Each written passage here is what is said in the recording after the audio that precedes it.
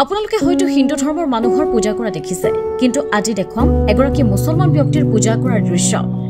বিগত 6 বছৰ ব্যক্তিগৰাকীয়ে নিজৰ ঘৰতে কৰি আছে দেৱতাক পূজা। ব্যক্তিগৰাকীৰ বাসগৃহত সদায় দূৰ-দূৰান্তৰ পৰা মানুহৰ সমাগম দেখিবলৈ পোৱা যায়। বিভিন্ন সমস্যা আৰু বেমাৰৰ পৰা ৰক্ষা পাবলৈ আহে দেৱতাৰ পৰা শুনিবলৈ।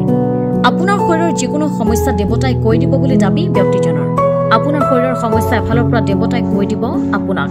ব্যক্তিগৰাকীৰ ঘৰ সাপুৰ বালাজান পানী ফ্লাইৰ ওচৰত বুলি জনাইছে। আমরা দেখি আর কি আছে, বস্তু আছে, দেবতা আছে, মন্দির আছে ঘরত, কিন্তু নিজে নিজে জাগে। অত পৌরসভাও হয়েছে যে কবরে ঝুলিয়ে, আর রুগীও আসে দুই একটা, ওটাও আমরা দেখি। গাঁও গ্রামত যখন থাকি ওটা তো দেখা খাইবে।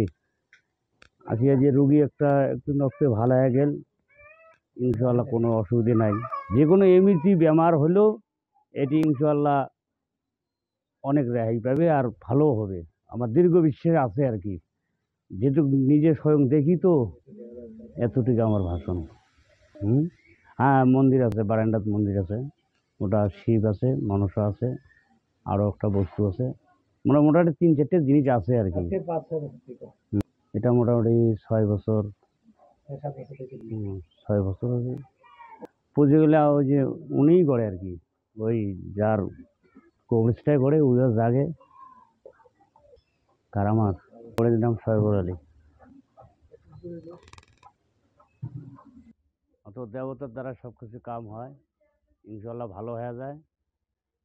গ্রামের নাম হল চাউরবালাজন, এতটুকু আর কি। গোলকগঞ্জৰ পৰা জগবন্ধু দাসৰ ৰিপৰ্ট, IND 365 অসম নৰ্থ ইষ্ট।